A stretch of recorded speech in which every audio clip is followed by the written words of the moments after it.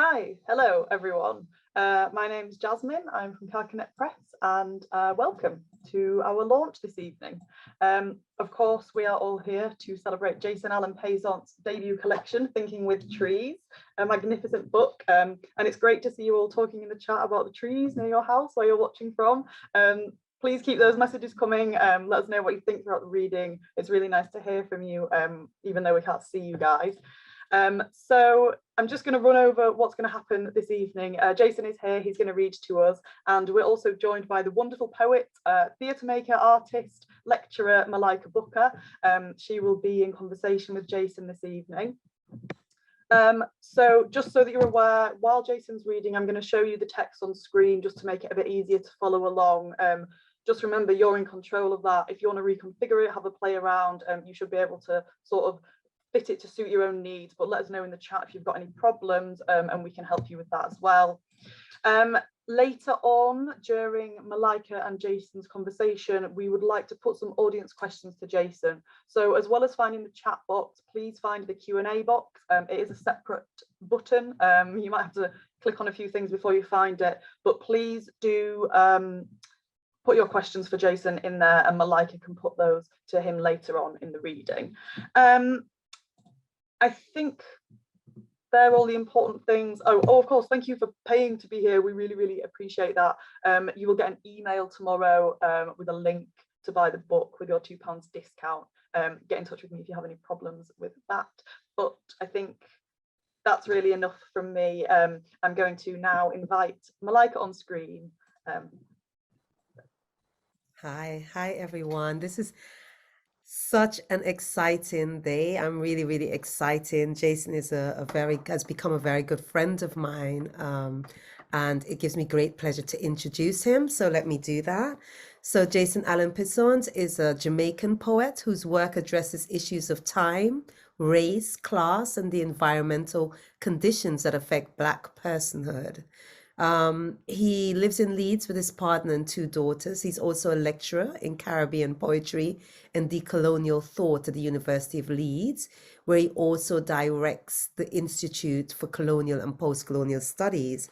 And our favorite Caribbean poet, Lorna Goodison, says of his work, it definitely inscribes his own signature on world's inner and outer in these gorgeous poems. The future of Caribbean lyric poetry is in great hands. And Jason will read now and you'll hear just how right she is.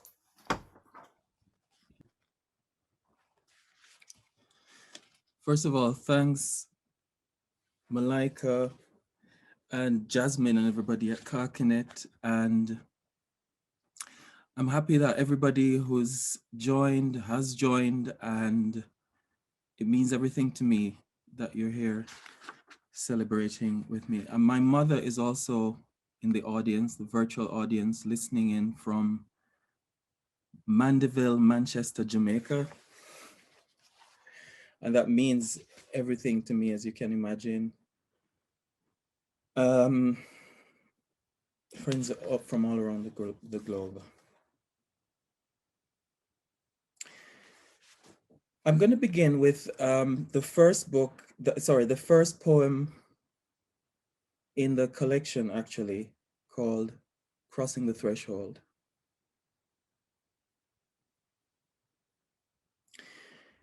Crossing the threshold. I'm walking, I'm not going. My body moves along the way with patience for the breeze. The morning pallor lies on the green. The ravens stand on the light and the expanse opens to my feet. High pitch and stitching sound of the jackdaws, a bedding of brown leaves covering the hummus, and in the middle is a stream that can hardly be heard. I come up from the round water with shadows I did not know. I can smell spring rising from the soft hollow. The stream hides things under its mirror, whispers, growths, blood, skin coming to cover the body. It flows more heavily in a black bed, leaves banana ground, the crack where home runs, where yam vines settle on a silent river, through a hill of steep bones singing from all sides, through the woodland, I hear damhead, cow pastures and tomato beds, more loudly over brown leaves so alive, so alive. The ground is a black dress falling on a bed of pure manure. Green shoots are out, the ivy floor gives off murmured laughs, and a bird shoots through the tangled thoroughfare. What does the stream in Coffee Grove feel as it grows near? Going deeper now into the intimate recesses of the trunk, into the zones hidden from view but working to keep me alive, my eye looking at me from everywhere and making noises, the forest refusing to quiet its walking, eyes of the hillside in black soil, sounds in the redness of barks, the dangling of the branches in the brain of the stream. Faceless tree whose eyes dip into muddy tracks, I have space for you in my blood. Within you shines a flame traveling under your dress. The sap flowing in your inner dark are the words I want, the words of a classroom of trees. 3 teenagers are younging their lives on the crest of the hill. Highlights of orange spill down on their laughs, the sunset, with a trail of jet smoke over the clearing. A black man comes through a thicket with his baby, gives the head tilt. Yeah, bro. Seeing me, see him. Here in the woods, the darkness encloses just right. I go towards the tangled arch, not far away. My volumes enter a cell. In it, I hear the sound of protoplasm bursting, the green grass coming back at my feet as I walk. But what are these woods anyway? I do not always understand what changes inside my head when the muscle boys with pit bulls and knives appear. If the city is so hostile, then why would we come here where nobody would find us if we were mauled? If we lay bleeding, a densely covered tree would hide us. In here, history keeps following me around. So to be in these woods is not your idea of being free, but you will keep on seeing me. A sprout of grass in a root's crevice blooms into a pack of dogs. Beware of spring, believe you are a sprout of grass and love all you see, but come out of the woods before the white boys with pit bulls come. The barks in winter solid brown today are tinted green and hyacinth. The light darts with the quickness of the word bird. I also wanted to say,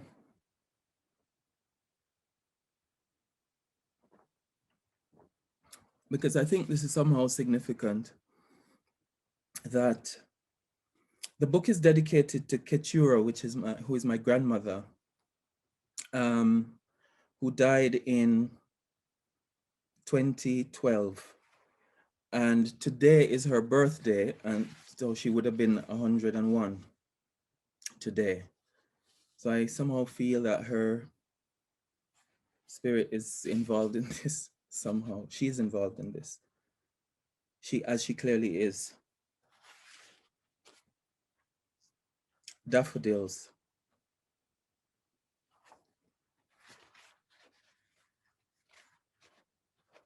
Speculation on future blackness.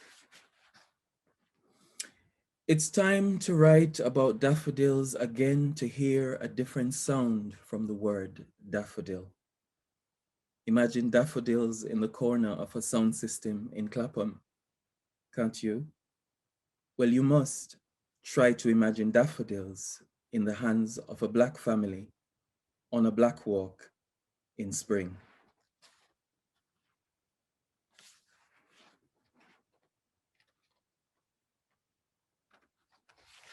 It's weird reading. It's been said over and over again, but it's very strange reading poems to an audience that you can't see. But again, good to know that you're all there. This next poem is called All of a Sudden.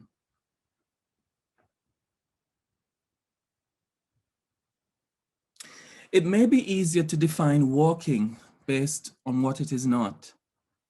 seeing your body through the eyes of an other, standing outside yourself, watching self. I was going somewhere. I was on my way. I never allowed my body to occupy space the way these people do. Walking did not exist. Perhaps it didn't need to. Perhaps walking is pressing one's weight onto things. Perhaps to not walk is to make things breathe in the depth of their silence. But perhaps walking is breathing different with power and blossoms and breeze. I went somewhere to collect the breadfruit, buy a big gill of oil, 3 pounds of flour. I carried partner money, but take care you, you go a river, mind you drown. You want me murder you? Chicken Mary, heart the near. It may be easier to define walking based on what it is not. Always going, always hurrying, always time short, always chicken merry, we don't have time to waste, hark the near. No, I'm walking, I'm not going.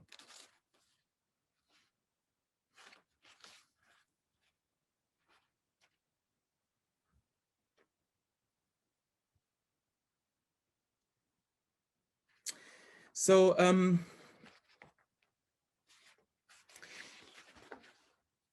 a word about these poems, because I think reading poems without saying something about them is a bit dry, isn't it? But you're beginning to see already, I'm sure, some of the concerns that are driving me here in this book. Walking, time, taking one's time. What does it mean for the Black body to take time, to take its time? What does it mean for the Black body to breathe? There's been a lot of talk over the last year and so or so about breathing and about Black bodies breathing, and the slogan of Black Lives Matter is, I can't breathe. There's something that happens to the breath and to breathing when one can take one's time, one can get lost in one's body, in one's mind, without having to monitor one's surroundings, without having to think about the space and whether you have an unchallenged relationship to the space that you're in. I mean, a lot can be said, but obviously that's one way of looking at a lot of these poems. This next one is called Right Now I'm Standing. Beneath what used to be, I imagine an impressive tree. Split down its bole, it has sprouted green leaves that will be rustling way into September. At its base, lying athwart the clearing is the severed part. The color of brown has weathered to near gray, and the footfall of walkers has covered the wood with a layer of dust. And yet the part that has fallen among the spikenard and hungry shrubs surges out of death. The raspberries feed on its breath, and beetles thrive in the slurry middle where the bole rots. Listen. There is nothing as exhilarating as the feeling of life coming into you. Though people look suspiciously, stand and listen. Do not go anywhere. We have been the workers, just the workers. In the Congo, one man had a land almost 80 times the size of Belgium as his estate. We have been property. When I talk about reclaiming time, I'm just thinking about my body standing in the middle of this woodland and doing nothing. Nothing.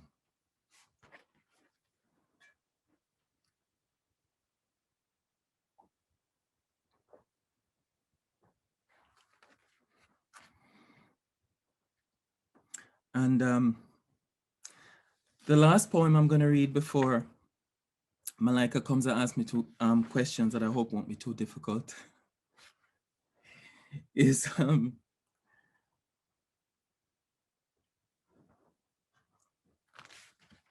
a poem called Those Who Can afford time.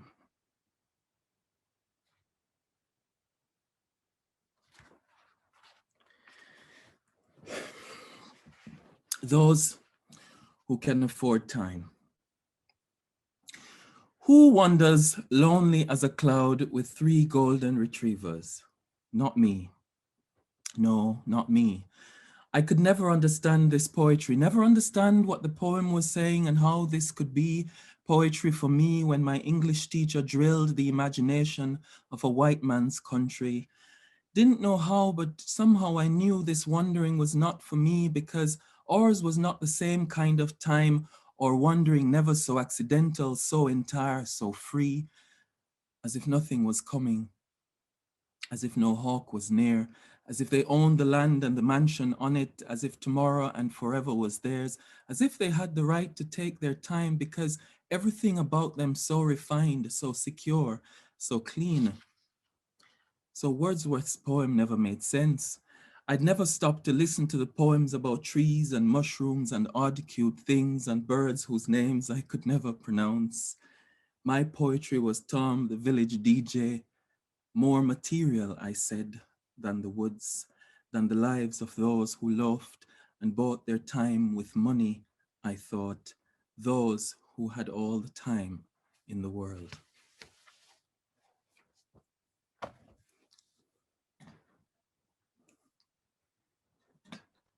Hi, Jason. That was sublime. It's really good kind of hearing those poems. So we're gonna start, we're just gonna ease in. We're gonna treat this as a reasoning since you're from Jamaica. We're gonna just be reasoning in the Rasta way, you know? So the Turn first, on the locks.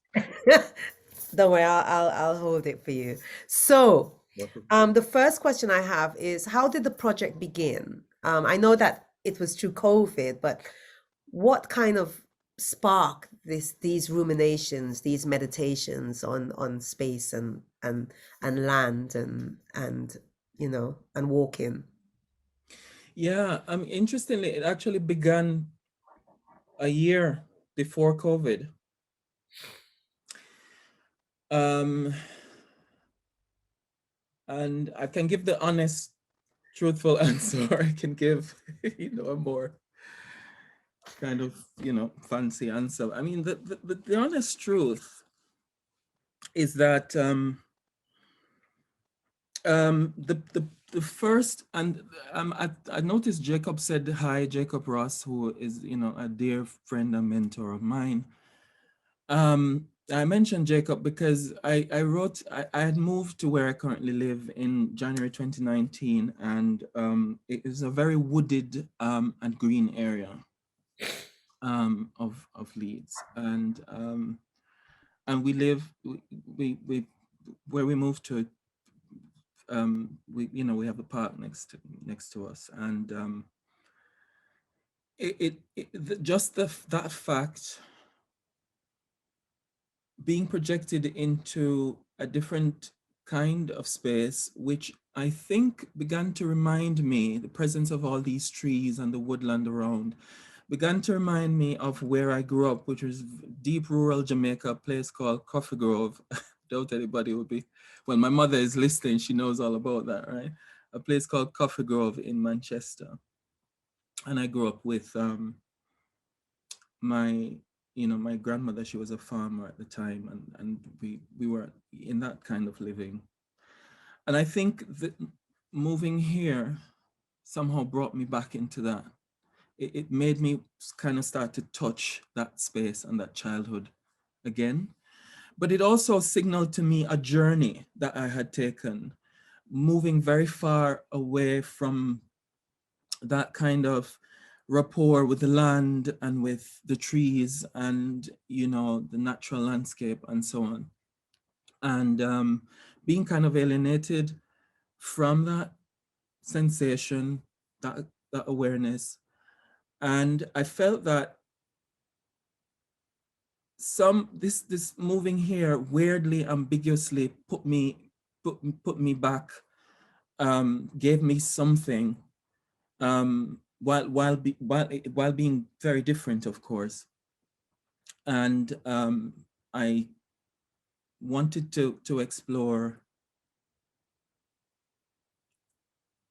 my journey in light of that, let's say. How, for instance, circumstances of life, including class, money, privilege, being able to be in certain spaces, being able to live in certain spaces, can somehow affect how our relationship to nature. I put nature in scare quotes, a landscape. Yeah. So that's where the first poem came out of, which was Walking with the Word Tree, which begins, to have money is to have time is to have the forests and the trees, right? Which Michael published and said, well, this sounds interesting. Are there any more? And so that's how the project kind of mushroomed. You're on mute, It's Malika. really interesting because there's something I think when Claudia Rankine's book came out, it was giving voice to something to kind of microaggressions and something that had not been kind of clarified before. And I think in a way, this book kind of gives voice to the complications of the Black space, the Black body in green spaces, in woods, in woodlands. There's a kind of binary. It kind of keeps it kind of and sorry for the audience, but these are questions that I really want to ask. But it's kind of, there's this geographical binary. There is Jamaica, there's Britain, there's a kind of psychological binary, where we look at the idea around leisure, the idea around time, as well as in the Caribbean, this notion of time and change and space. And then there's a kind of emotional kind of binary where it seems like in the DNA of experiencing dogs, experiencing what is the body is experiencing in the space, harks back to a history of dogs and greenery in kind of like a historical context. And what I find amazing about the work is seems deceptively simple, and we'll come back to that. But it enables it to do all these things, and we'll come back to the language and the lexicon in a minute. But I wanted to ask you, was it difficult to kind of imbue all these spaces seemingly effortlessly? It feels like it was just meditative, like, I just sat down and full stop and there was the poem. In the way that the poem addresses the reader and the way in the poem flows, the flow of it, like we're being pulled into your meditative thought. But then there's all these complicated things that can jump from one line to the other. Did you, when you were writing, were those deliberate things that you had in mind, or did those pop up in the work and then you explored it through editing? They all popped up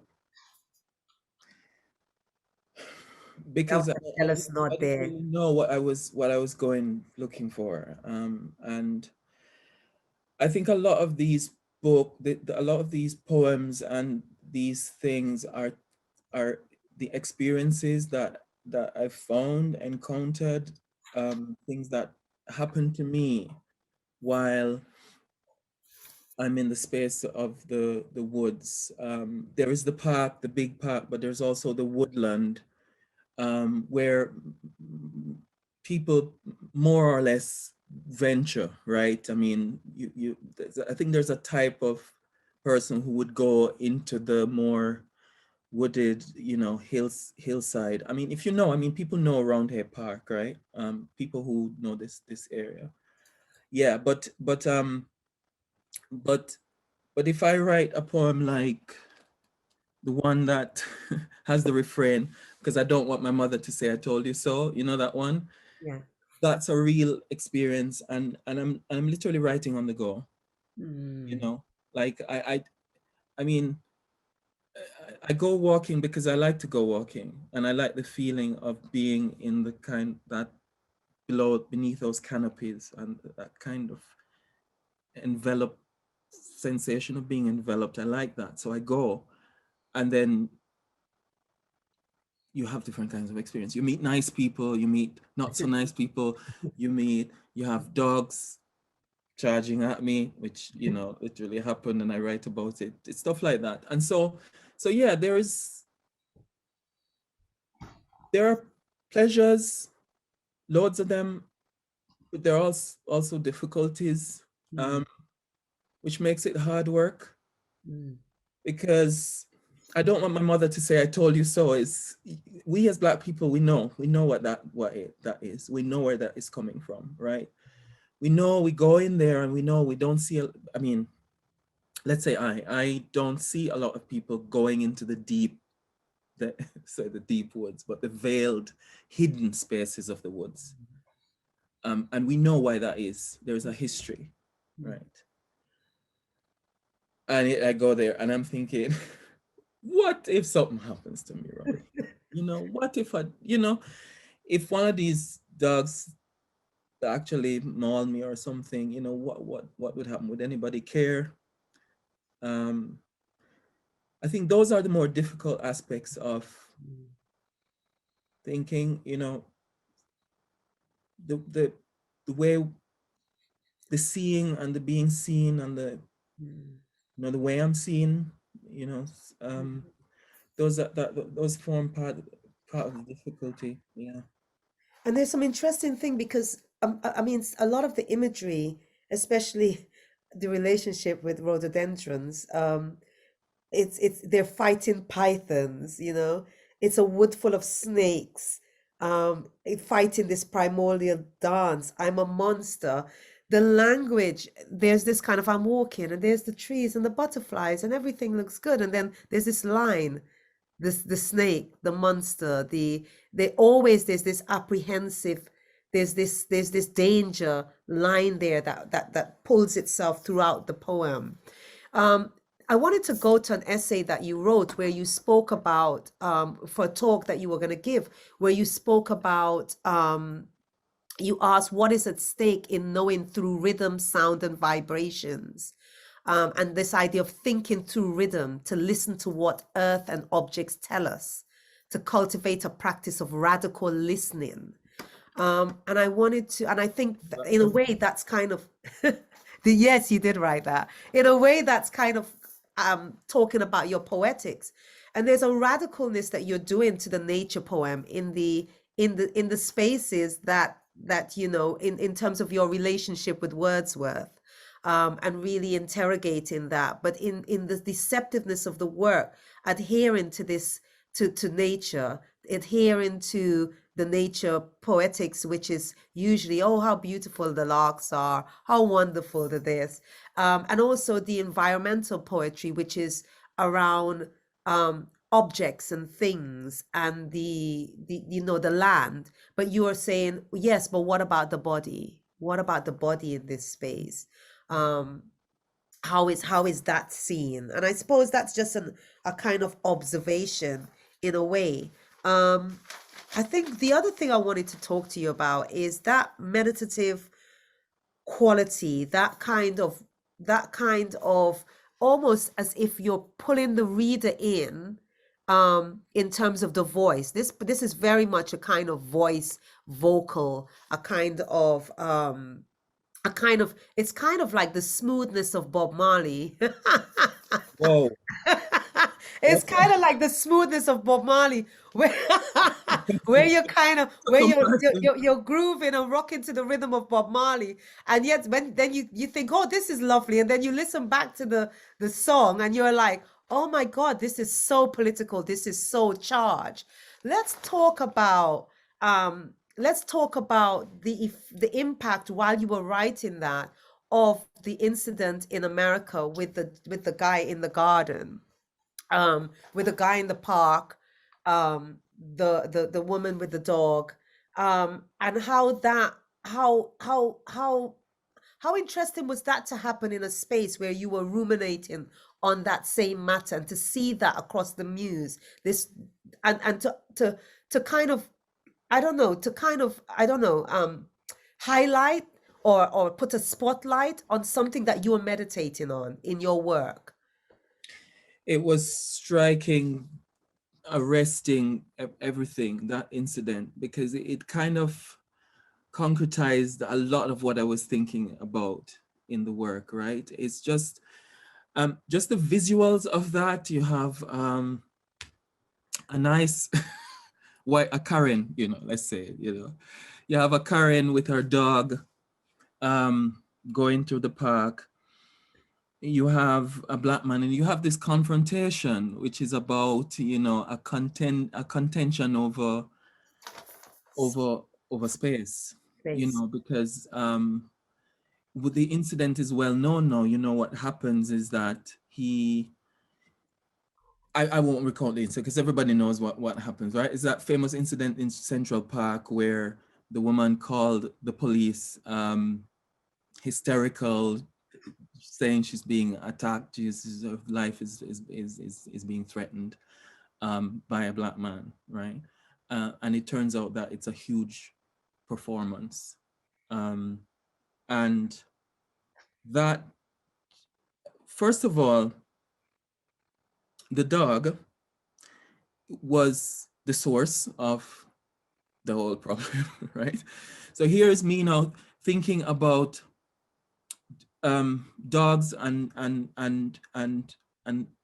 in the light of blackness, or blackness and space and landscape, in the light of dogs and dog ownerships and whatever, and of who gets the right to be at home in the space, to be free, to be naturally controlling of who gets to control the space, right? Whose lives are being fussed over, right? In this incident, we saw that it generated certainly a lot of outrage when people saw what must have happened countless millions of times, right, in such similar confrontations. But very quickly, a lot of the outrage deflected itself to the dog in the story. And a lot of people were more outraged about the woman's treatment of the dog than what was actually happening in this incident. And it's not, obviously this is not an either or logic, right? The treatment of dogs are important, but the point that I'm making is that the incident really throws into relief, it really highlights the hierarchy of values that we place on certain lives. And when you see that sometimes animal lives, like dog lives, get more premium, more attention. As I say, they're fussed over. They elicit more emotional kind of reaction and outrage than the violence against Black life, right? Then it obviously opens up a lot of questions, and these are the questions that I'm thinking through as well. So a lot of these poems that mention dogs are not talking about dogs for the sake of them. It's like talking about dogs is a shorthand very often for thinking about who gets to own the space, who gets to have that unchallenged relationship to the space. You see what I mean? Yeah, I Yeah. do. And that comes up over and over again.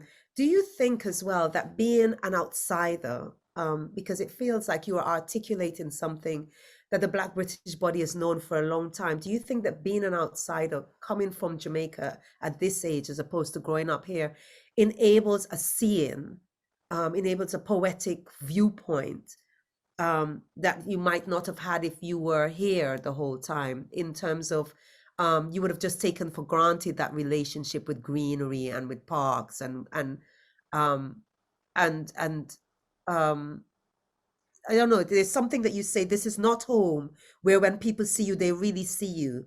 Something about the comfortableness of bodies on bodies, with bodies, friction in space, eyes in eyes, held gaze. I'm in you as an affectionate aggression.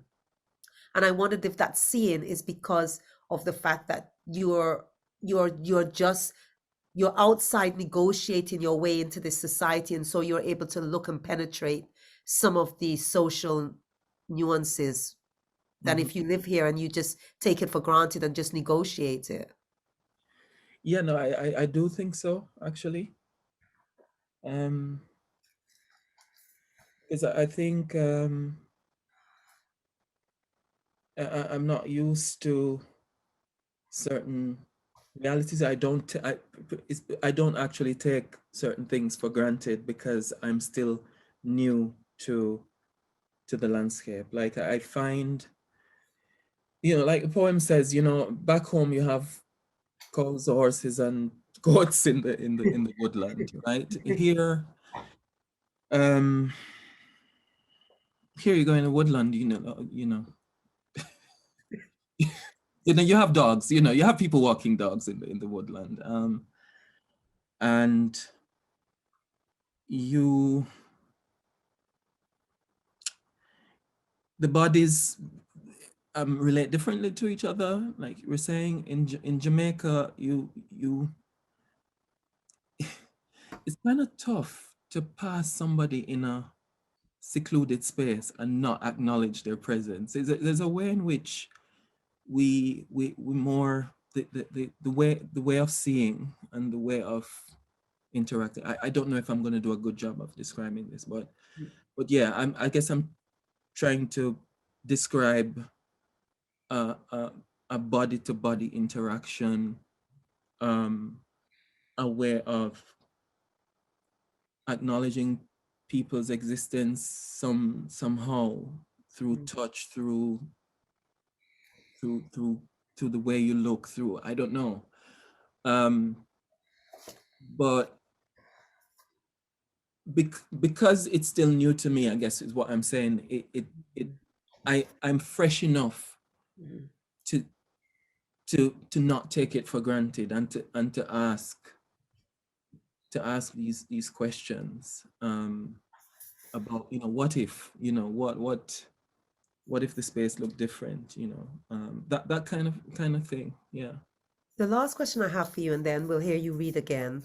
And then, and in that time when Jason's reading, if anybody has any questions, please place them in the question and answer box. It's about the lyric. It's about the lyric and the space. Your book, for me, doesn't feel as if it's the first book of somebody. And I think it's because of the confidence that you employ with the lyric, with this meditative, the rootedness you have in enabling the voice to speak and enabling this voice to seemingly meander in a controlled way. When you wrote, did the poems dictate that? Did you start seeing that happening, and then did that enforce it? Is it a lot of editing to kind of get that wonderful? It's kind of, I describe it here as a kind of languorous meditative lexicon that creates intimacy, because it feels as if you're speaking directly to us when you're speaking in terms of the poetic. It's like but yet still there is this kind of discursiveness in the work. There's this deceptive kind of I don't know, it's like a sting. It's like a bee sting. You're just there going, oh yes, I wandered lonely as a cloud. I know what territory I'm in. And then next thing you know, a dog is there, or people are walking onto a slave ship, or or the squirrel is behaving weirdly in the space, or there's a darkness underneath this lyric that you're doing. And I wondered about that, because most beginning poets are really kind of exploring, I don't know, in a way, this is usually what happens in the second book. In the first book, you really kind of exploring self in a way with imagery or with narrative. And I wondered, what is it the influences of people you were reading at the time that informed the work like that? I'm not sure actually. One thing I should say is that this is not technically this is my first book, but it's not my first book in a way, because the book that I was planning for my first book got put aside to write this one. My first book were the poems that I had been writing from I started writing seriously, Right. 10, right? So all of those are still there, right, in my computer. Right. But this book now, when I started the first poem that I told you about, it just mushroomed and became its own thing. And I think I somehow had tapped into an energy that could drive and carry it. And a kind of self-contained bundle of questions and ideas that probably I'd been trying to unravel in my head for a long time, and it just came. But I mean, yeah, if you ask about influences, yeah, there are influences. I mean, on this particular work, I'm not always sure who they are. I've been reading a lot of Anthony McNeil, Jamaican poet. He's very neglected, but some people in the audience might know him. And I think the rhythm, the sound is very much, I think I get a lot of that from him. I don't know. I'm. You notice a lot of the poems are called essays, like deliberately, like Yes. Kind of, That was one of the questions I neglected, so I'm glad that you're addressing it. The wager is to see how far you can go before the thing is no longer a poem. and you kind of deflect a lot of that as a kind of disclaimer, right? Or whatever, what's the word? You call the poem an essay on document because you're already kind of signaling to the reader something. Yeah, I don't know if that's a part of your question, but yeah. No, but that's a question that I was looking at time and thought, I can't ask you about the essay part of it, so I'm glad that you addressed that. That would have been the next one, but I really want you to read some more so people can hear the work. So I'm gonna kind of come off and let you read, and then as I say, if anybody has any questions, there's a question and answer box, and if you can put those questions in there, that would be wonderful, because we'll come back and address some of your questions, and for Jason to hear from you, or even if you have observations that you want him to hear, if you can put them in the box, then I can definitely bring those up to him.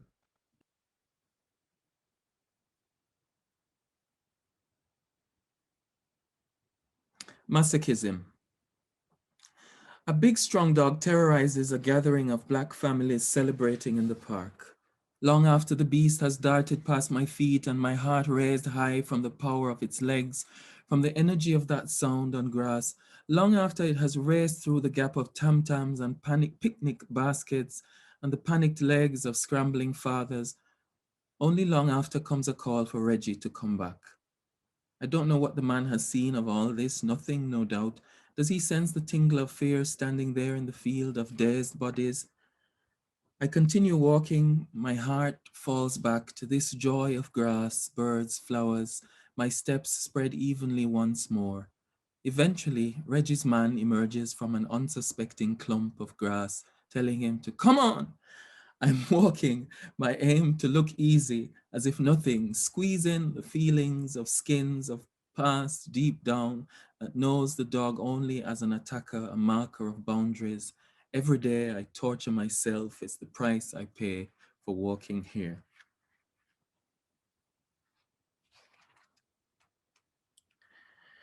Finding space, 2. Darkness falling. I'm beside the water tumbling over rocks, a load I do not need to carry. I have gone round the usual circuit, up slope and down road and slope again, walking over fallen leaves, crush, scratch, black pulp, into the cocoon whose membrane has dissolved to skeletal film. Still I walk, smelling the fresh wetness of grass, crisp dampness of the air. There are many dogs I must get past along the way, as always running past or towards me. Stepping off the path to give them room, they lick me, they mark me with their paws. How far can I go before I am no longer there? Back home, there are cows, goats, and mules in the bush, and humans planting. How far can I go before I am no longer there? This walking is not easy. And now I'm beside the waterfall, inside this cocoon. My feet have grown roots in the meat of brown leaves and earth. Falling water drones beside me, awakening Dunn's River Falls and the year I first saw the sea. If only I weren't out of place, how long I would continue my conversation with this form of water. Then I could stay here for hours, looking at its swirl, its thickness, all the waters I had never listened to before, in every direction of time, over every solid thing. My soul leaps towards a pinch in the stream where eddies converge under a rock. There is my soul. There I have seen it today.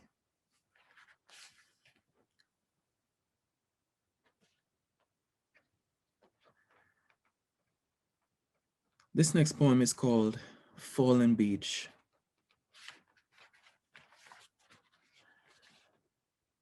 The tree has fallen. It will probably take years, tens, hundreds to die. It will probably not die at all. We, by contrast, when air stops animating our bodies, it happens so suddenly. That is it. There seems to be no life after it. At least we cannot see, really see, we cannot see the form that we can take after that moment in the stark reality of cells.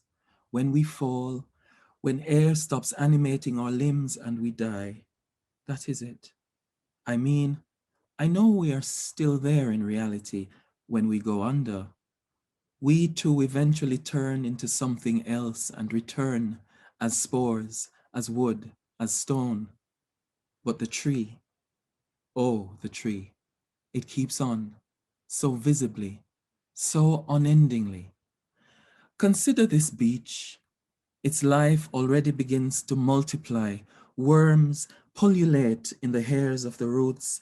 The bark begins its slow transformation into diamonds. And as for the limbs, news of their death has not even reached them. Each root, each cell, each leaf, each flow of sap running through it starts forming towers, new cities, us. We seep slowly into the cold, unbodying ourselves, but this beach already is reborn, gathering and amassing all this juice and all this joy in the sweet being of the earth, in this mountain of some millions of years to come, where the obsidian or some rock never before formed remembers that I too was here. And the final sequence, I'm going to read a sequence of poems called Plague Walks. And you know, obviously, what that is about. These are poems that I wrote back in last year. Just take a sip of water.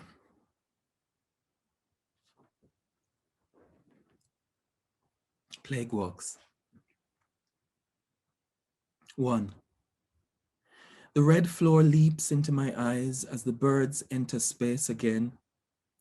When was the last time you had like this? Entry into the green, hearing the birds stitch language to language. Was it early morning yard in Coffee Grove before people drank tea in condensed milk cans, when the chocolate on fire dreamed in its oil, and Mommy said, look at that, eh? That noise is not the whirring of drones. Remember the morning where nothing needs you. You see the birds fly again, the swans awkward over heavy wings, opening the sky. With patience, the layers peeled off, I come and listen to the deep things scrambled in water. Take not Coffee Grove away from me, words that form eyes, ears, in which I escape. Perhaps the price I pay is a small stream bearing me back to Dunn's River Falls, where I first saw the sea that envelops all times. The air makes understanding hard, for feelings to touch more than skin. What a funny thing to see, the virus memory, as if seeing was smell, a feeling thin, like breeze. The dandelions are fully out. Their glow is the aroma of warm kerosene oil from a home sweet home lamp. The liquid smell is a white tablecloth spread out in the inside of my flesh.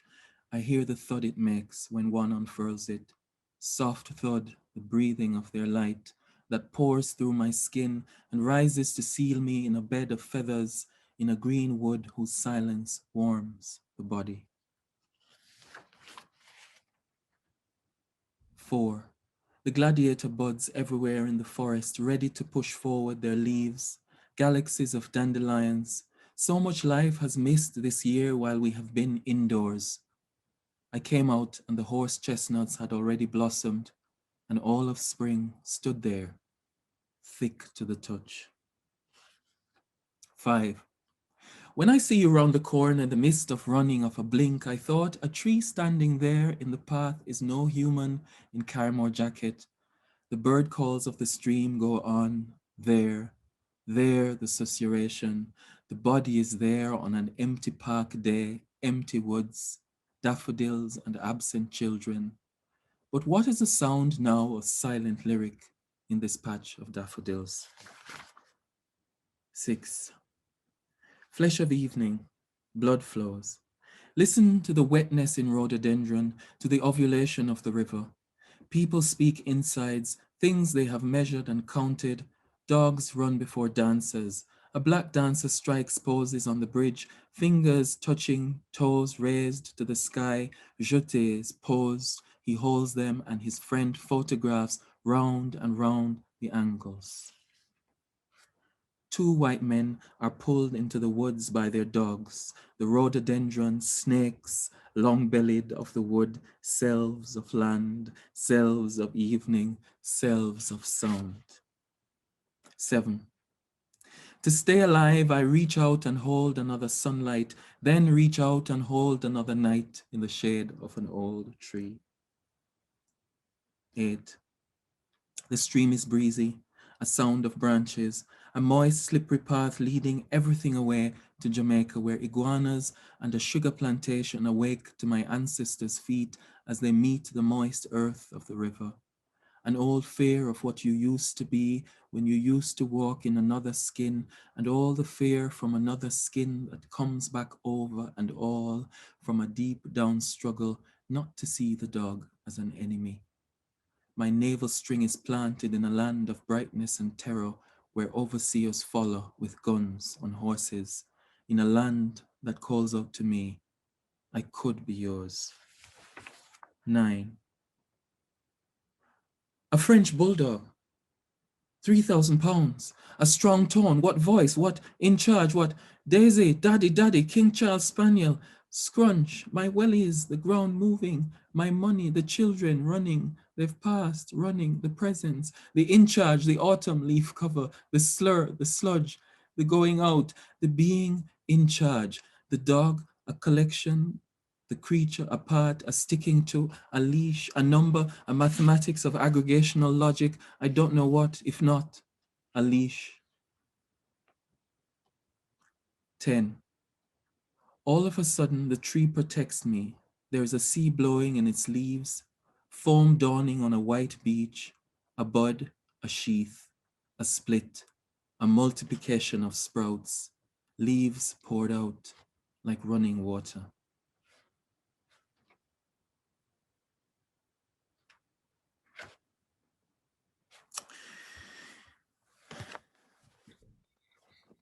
So that's it for that. I was Thank you for your cheering food. comments. You're drinking. Thank you for your comment. I can't read them now, but I'll look forward to The reading is so good. Yeah. So I've got some amazing questions for you.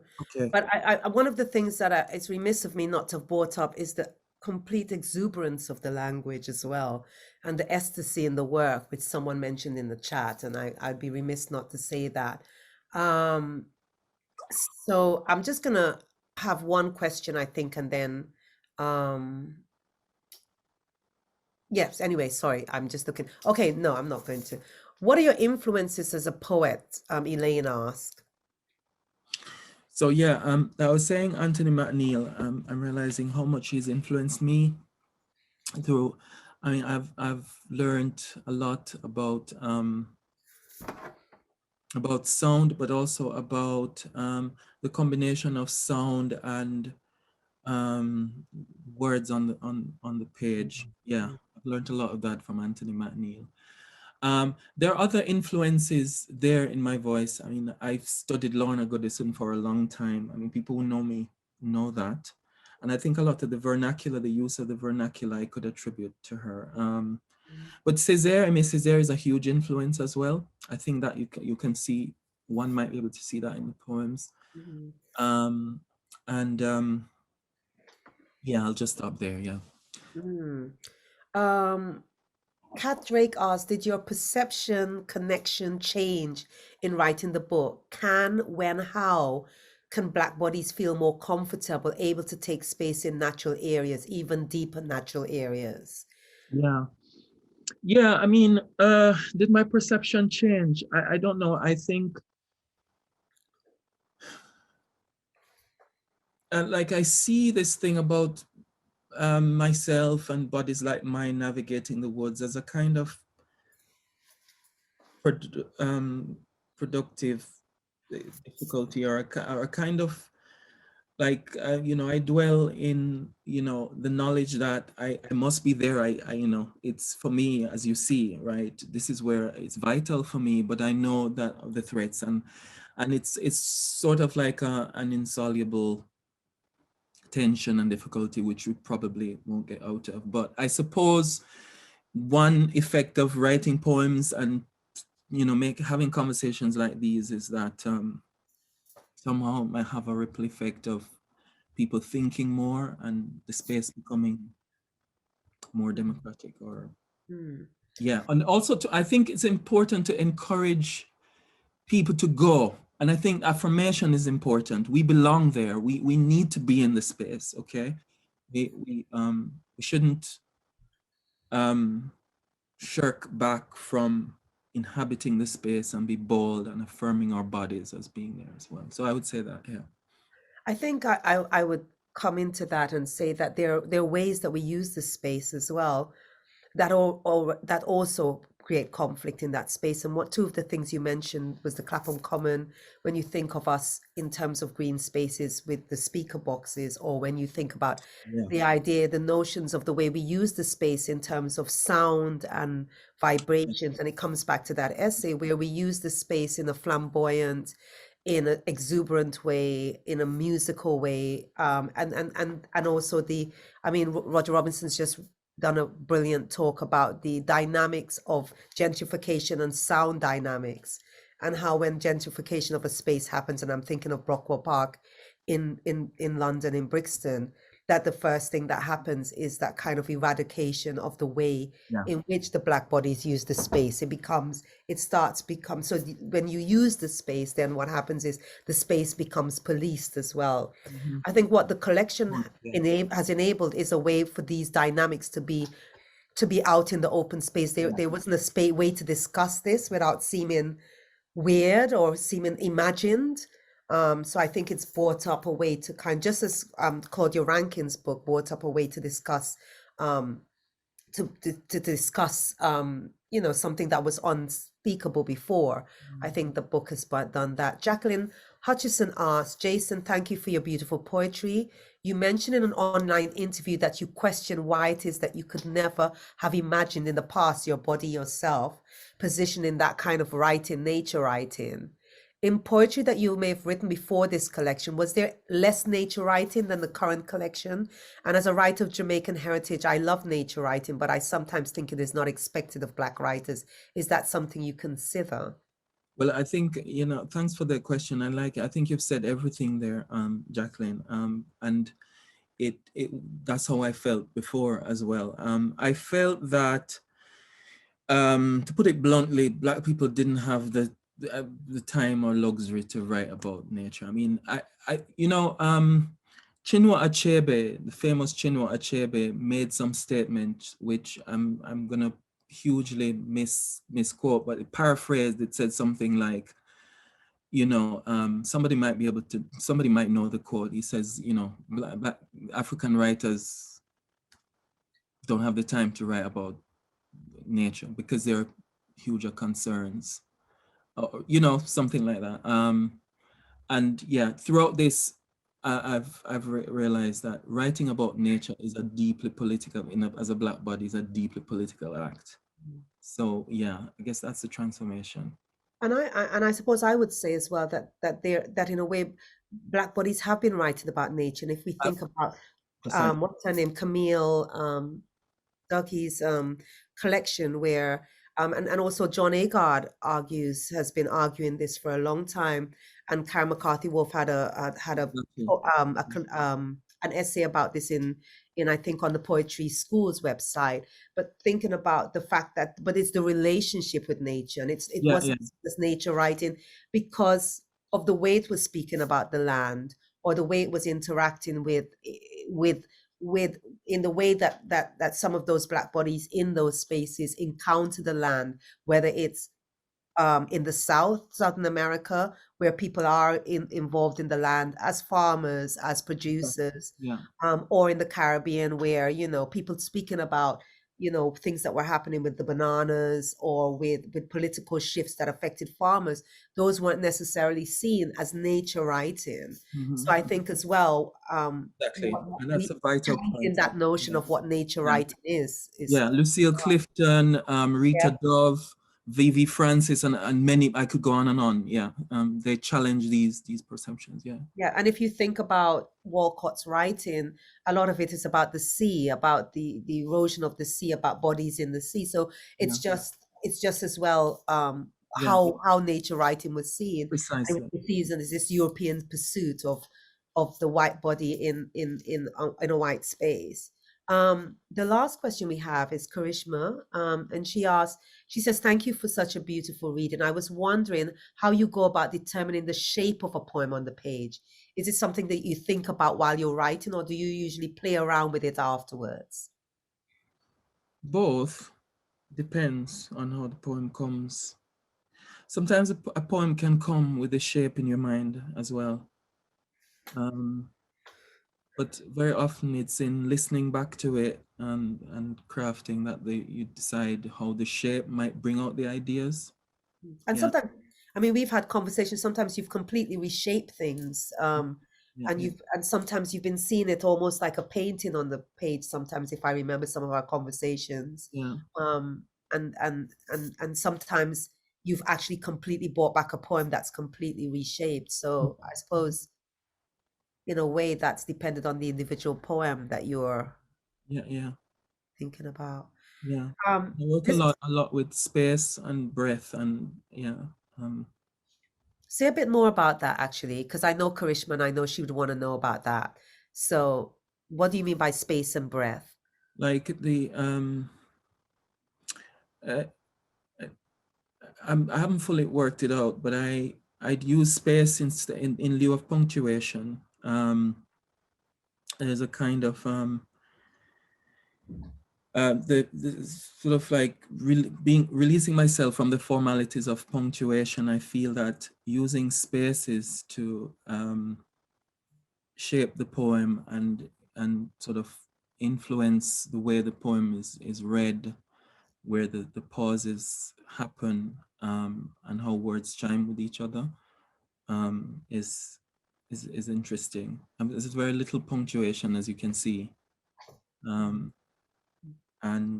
I don't know. To me, it's an embodied thing. Like I feel it. weird, and I don't know, like I feel in my body. Yeah, it's something that I don't know that I can articulate very eloquently in terms of, Mm. I And mean, then, that aspect of it. Yeah. and then the last question is from Nancy Miller.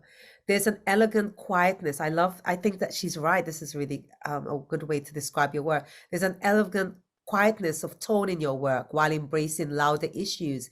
Is that a deliberate technique? That's a very interesting question. I think, if I'm brutally honest,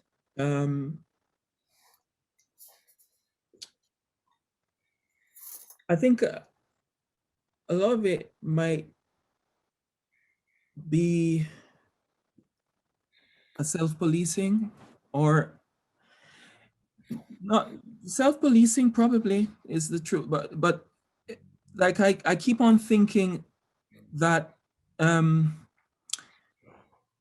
I sometimes expect people to find me aggressive when, talk about race as a black person, and as a black man, and I feel that there is that expectation there, and I feel I consciously use irony to deflect. So I think the quietness deflects a lot of the, it makes it more deceptive. It makes it easier to enter into these subjects, because I can feel I can engage, and this is probably a good thing as well. It has a good side. I feel I can engage a conversation through that quietness, so to speak. I can invite somebody into the space while speaking about a difficult subject.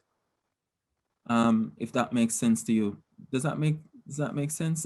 You understand what I'm saying? Yeah, that makes Yeah, sense. Yeah. yeah. Yeah. So unfortunately, I can't take any more questions because we've come to the time. So I think we're going to end with Jason. So apologies to anybody because there's some fascinating, amazing questions here. But Jason will end us. I think it's only fitting that the poem ends the session. And thank you, Jason, for I've had the honor to kind of be in conversation with you about this work. I really love the poems, and I had a page of things that I could have spoken to you about. But yeah, thank you, and look forward to hearing this last poem to end us. And Thank you. everyone, just go and have a drink and raise a toast to this book being in the world and doing amazing things and transforming our dialogue. Yeah, thank you so much, Malika. Thank you so much to my editors, John McAuliffe, Michael Schmidt, and thanks to everyone, to my partner, my mom, to dear friends all over. Roots.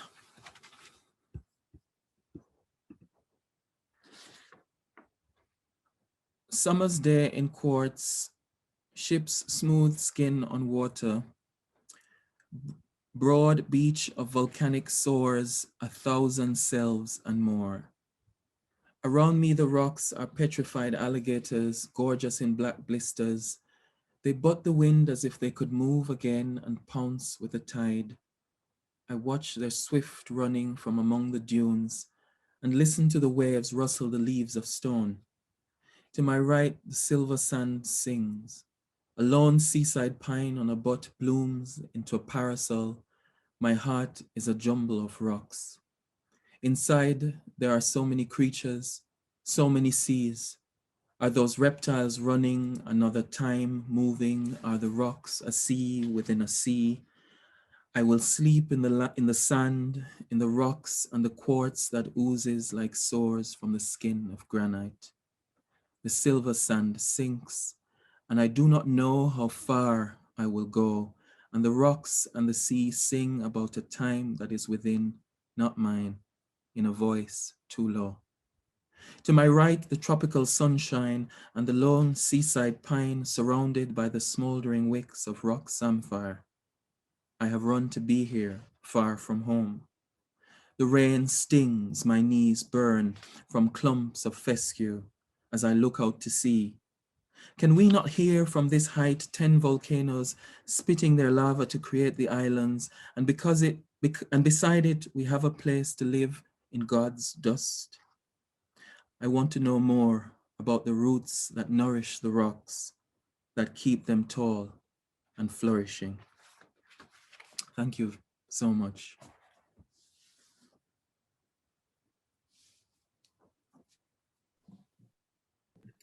Thank you so much, Jason. It was so wonderful to hear you read those poems. And thank you, Malika, for being such a fantastic host. It was brilliant to hear you guys discussing this work. So thanks so much to you both. And thank you guys for coming and for all your brilliant questions and all your support in the chat.